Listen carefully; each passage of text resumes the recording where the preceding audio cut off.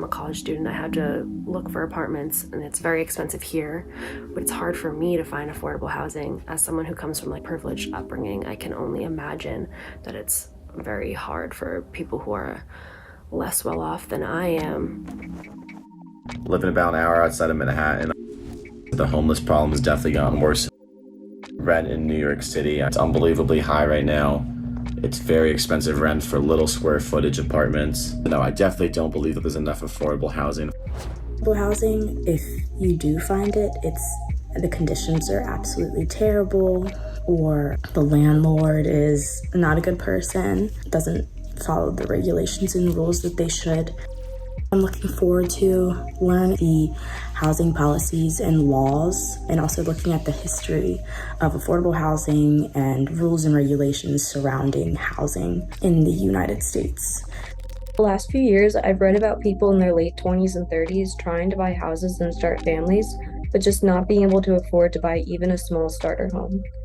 It's really worrisome because I hope to be able to buy a house sometime within the next 10 years, but the housing market just keeps increasing. It's great for people like my parents who are looking to sell their house and retire soon, but I wouldn't even be able to afford to buy the house that I grew up in.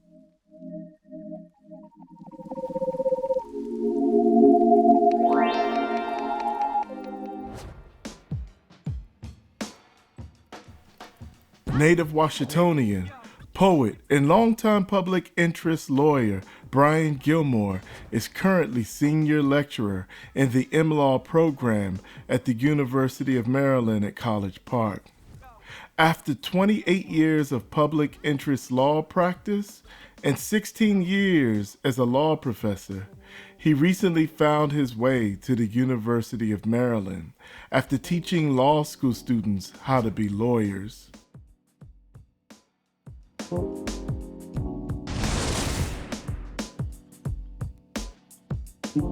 At Maryland, he is teaching young people who are thinking of becoming lawyers or social justice advocates, and those young people, known as Gen Z, who want to shape their world into a better one and push their country to do better. He's been doing housing law since the early 1990s and now teaches the history of it, the politics, but most of all, what is wrong with housing in America.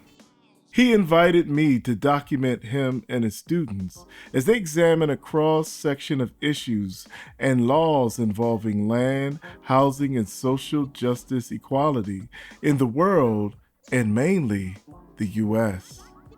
There is an affordable housing crisis in America and in some other Western nations, such as the United States. The question we explore in my class is why it is like that, and in a fundamentally different and aggressive approach possible in America. Or in other words, does America need a human right to housing in its laws, policies, and culture to change that? And can it be obtained? We go back to the beginning. In order to help the students understand the issue, we have to explore it together. The colonization and conquering of North America by European invaders. The doctrine of discovery and the codification of that doctrine by the court systems that Europe established here is where we begin. But we are mostly concerned on what the ordinary person did and how they responded to power and systems when land became a commodity.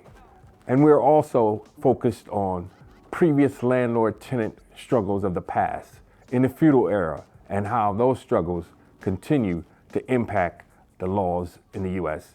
and society. I really hope to learn what solutions there are to this problem and how to fight against that with research and let tenants know their rights, because there are so many people out there who don't know their rights and don't know that some of the things that their landlords might be charging may not be legal. I hope to learn some solutions to make housing more affordable. Housing is no longer a reality for many people. In New York City alone, for example, prices for a one-bedroom shoebox that doesn't even have a bathroom has become astronomical. I hope to learn more about how housing and tenant laws evolve over time.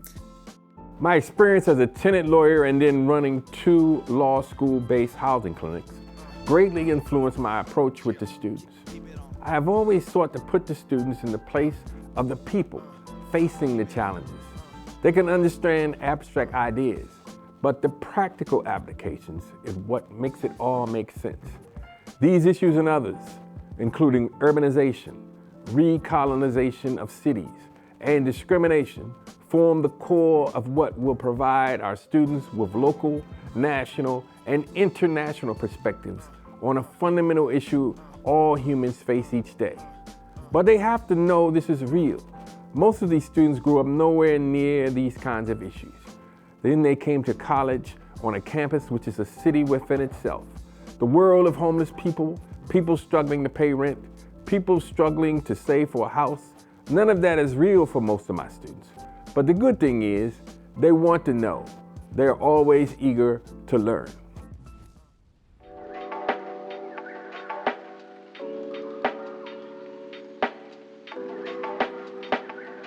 I'm a lifelong DC resident. I became homeless in 2008. As Black men, we were always last, on that totem pole when it came to being able to access housing that's affordable for individuals.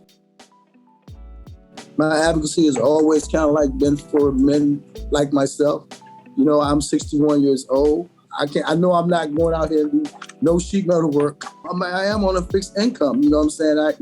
I receive very little income for, being an advocate, being a professional advocate.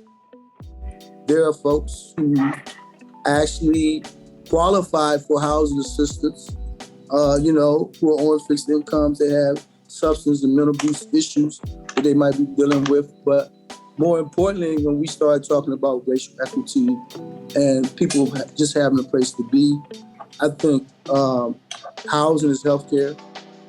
And for us as communities, we'll save a lot more money housing people than having them out on the streets homeless and just dying without the dignity of a home.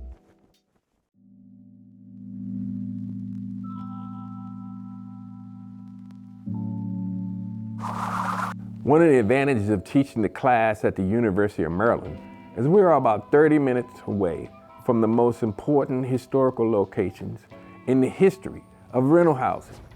Washington, D.C. was the scene of some of the most important landlord-tenant cases in the history of America. This enabled us to travel down to the city, to the locations where some of these cases occurred. It makes it all real, too. The students get to see that these cases I assigned to them in law books or social science books are real events in the lives of real people. This is not theory, it is real life, the history of the right for equal housing at our doorstep. And one of those locations is Clifton Terrace, a vast apartment complex right in the heart of the city and right where gentrification is very hot now in Washington, D.C. Clifton Terrace was the scene of the Javins case, and the Javins case changed landlord-tenant laws in America in every state. It is the alpha and omega right now for tenant rights in the U.S. The students had to understand how real that is.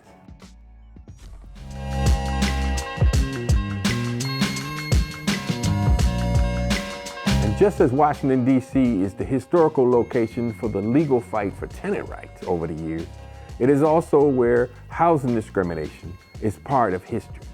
Most people don't know that D.C. is where one of the key racially restrictive covenant cases occurred. Right down near Howard University is where the house is located, and the house is still there. This is where African Americans were excluded from buying or renting in certain neighborhoods or on certain streets when racially restrictive covenants were written into deeds of the houses.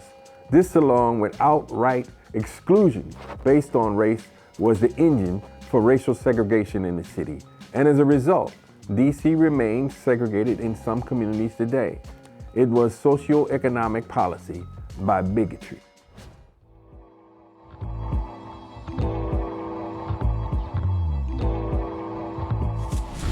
The U.S. Department of Housing and Urban Development, HUD, was created in 1965 as part of President Lyndon B. Johnson's Great Society program. Its roots go back to the 1930s, when the government first started to take an interest in housing policy. It all started with the creation of the Federal Housing Administration, FHA, in 1934. Professor Vanita Snow, a lecturer and seasoned public interest lawyer, offered students a fresh perspective on the Department of Housing and Urban Development and its role in U.S. housing policy. She highlighted both its strengths and weaknesses as a federal agency. So, although I'm a law professor now, doing a lot of housing work, teaching students hopefully to become the next generation of social justice lawyers, my trajectory to practicing law really began when I grew up in public housing and seeing the disparities that exist for people living in poverty. And as a result of that, I went to law school for one reason, which was to represent people living in poverty. That's been the work that I did for about 16 years, both in Washington, D.C., and then later in rural Georgia. The public housing unit that I grew up in Boston, my parents actually integrated that public housing unit in an area of Boston called Mattapan. It was an all-white, working class mostly, public housing, and it was just lovely to many people. People would come through and say, wow, is this private homes? No, it was public housing, but it was public housing exclusively reserved for white families.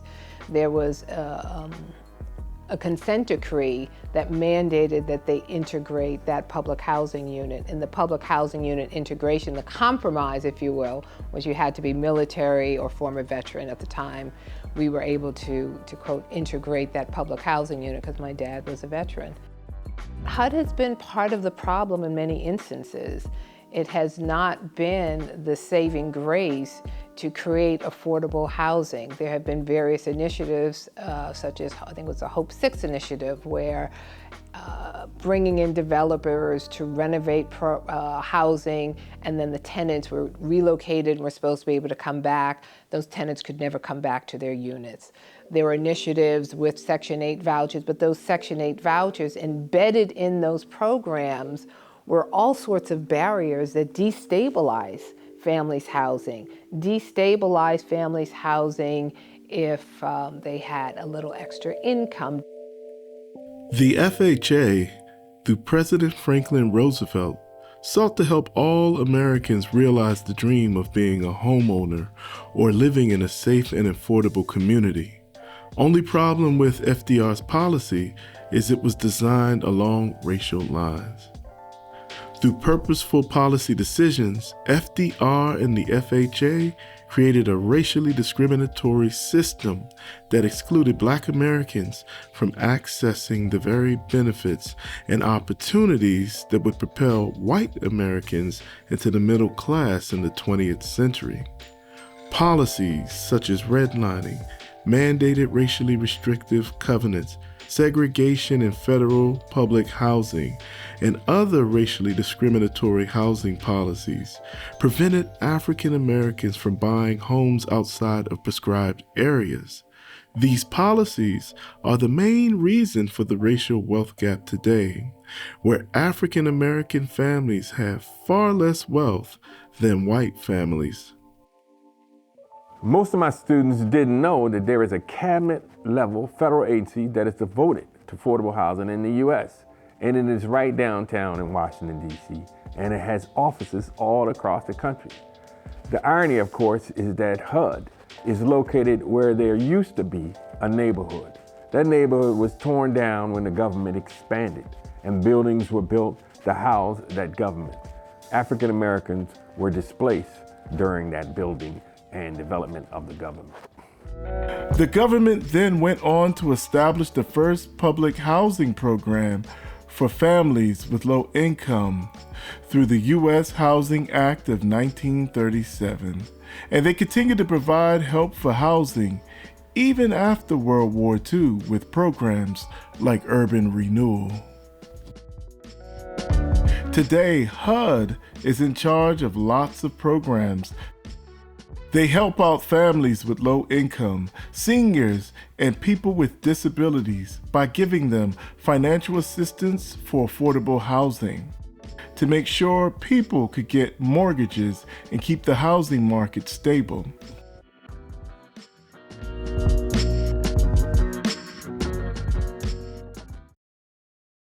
What would you all say about what you learned and read in the class and the videos we watched and the things that we talked about?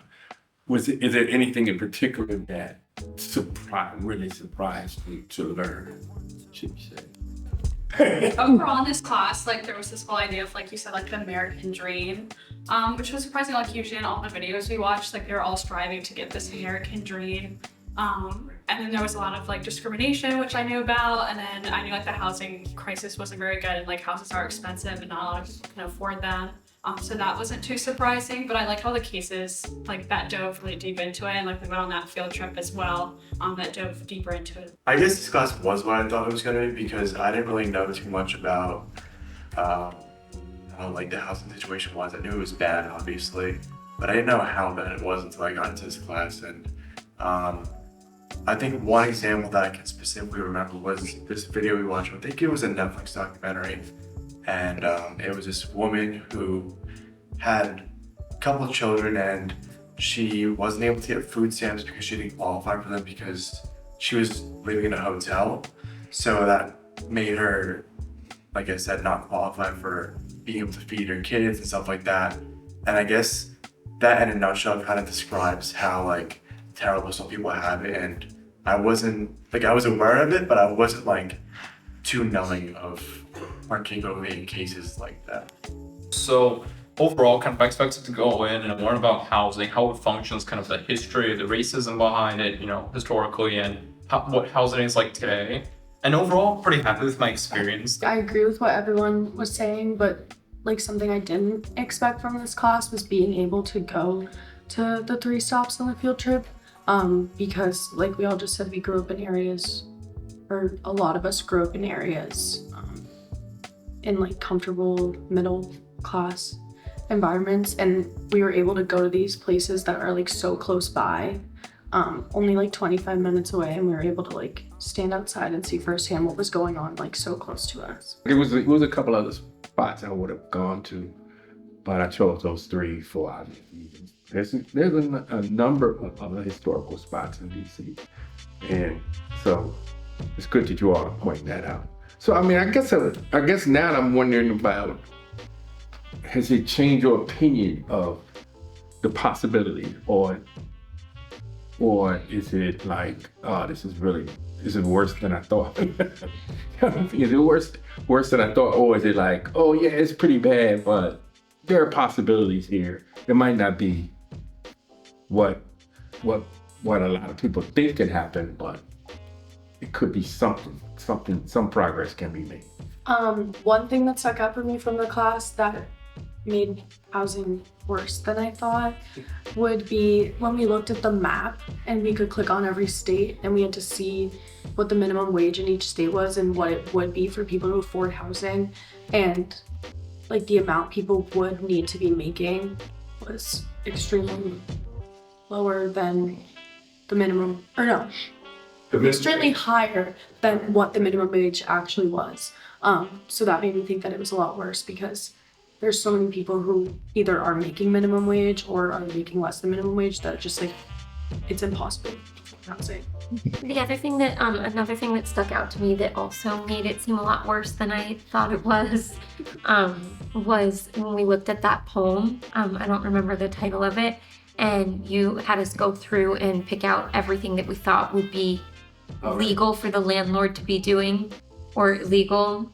And we ended up determining that most of what the landlord was doing was legal, even though it was like turning off the heat and removing furniture and things like that. So it was surprising to me. What was surprising to me was all of the like Native American stuff we learned about in the beginning, because I feel like in my education we haven't previously talked about a lot of the like tragedies that Native Americans went through, and to hear how like we really just stole all of their land and we're still not giving it back and still doing nothing to like fix all the harm that we did in the past. I think it's really surprising. I've taught the discovery doctrine before, but this class I went much deeper in it. I just felt like you all were up to it. I mean, I sometimes worried that people might not take it so well. Discovery doctrine is really a damning kind of period in American history. It's a terrible thing that was done. But I felt like, I don't know, I mean, from the first class, I felt like you all were very serious about taking the course, and that we could go deep and people would understand. Instead of being hypercritical, you would understand the facts and just trying to get an understanding of the history of what happened and how the land was obtained and things like that. Because that's where it starts. That's why the course is called what it's called. I wouldn't say that I think things are better than I thought, but having the guest speaker come in who was previously homeless and being able to hear from his experiences, there's a lot of programs that I didn't realize were in place that I think was really interesting to learn about. It was also kind of interesting to see how much we still have to move forward before we can really try and work against this problem and eradicate it. What runs politics is people. If you go to like a city council and you ask a group of suburban house owners, let's start affordable housing, it is likely that it's not going to pass because they view it as an eyesore.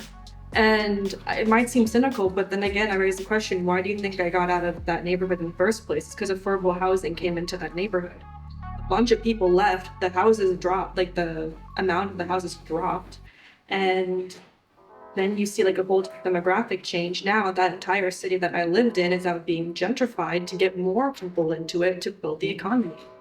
Like you see Democratic, and it's mostly Democratic politicians saying, look, we need more affordable housing. And they're like, sure, yeah, as a suburban voter, I support that, but not in my neighborhood because this neighborhood is supposed to be a quote unquote good neighborhood. Put it in like the more urban areas, not in the rural areas, because that's our zone. This is where we live. It's in France with how they deal with housing in Paris. So I would say issues are completely different. We don't have, I wouldn't say like we have such housing inequality that you have in the US. I wouldn't even say that housing is an issue that is often presented by politicians in our country, even for presidential elections. It's not an argument often made. I would say like biggest issue we have right now is how divided, how far immigrants are from the central cities. We some sort of have like suburbs where all immigrants are put in the same place. We have this whole issue of how integrating these immigrants is hard for France and overall. And so we ended up like having all kind of people in the cities and all immigrants putting in the same place outside of the cities, which somehow is related therefore to immigration and housing and the same issue. And so even for public housing, I wouldn't say the matters are as important as it is in the US. And have another issue right now going on is how to deal with squatters, because often in France you find squatters in your own home, and legally you can force them out, and the process of forcing them out legally takes about a year. So you have like that is a small issue in France, but it's concerning like about 2% of the whole population. So yeah, it's a whole different matter again. I must say it's been very enjoyable. I've been teaching this class since 2006, but first, say, 14 years, I was teaching it as a law school course, but we focused more on the cases. We didn't get in that much into the sociological problems as much, or the impact that it had on people's lives and things like that. And the programs, as you all mentioned, the HUD programs, the programs that address homelessness and things like that. We didn't do that much, but when I came back to DC to teach in a law and society program, I decided to make it into a course that brought all of that into it, things that I wanted to talk about. And I wanted students to know that these cases were actual cases that occurred in the actual lives of people. And what I was trying to get you all to say earlier about things are worse or things are better, I always think that the glass is always half full, that things are better, because as you all remember at the start of the class, tenants didn't even have any rights, had no rights at all. They could just do whatever they wanted to them. But now tenants actually have a little bit of rights to fight back. And there was no anti-discrimination laws. Man, that doesn't change, as you all have correctly pointed out, it didn't change people's attitudes, but there is a penalty for you to discriminate and treat people badly because they're other, because they're immigrant, or they're different color or different sex, or they have children, or they're disabled. But the problem with that right now in the US is they refuse to bring the hammer, as I always say. They have to start really. If we've had like over 50 years now, everybody knows these laws are in place, and then people violate these laws, and they still kind of like give them a tap on the wrist. It's really time to really kind of bring the hammer.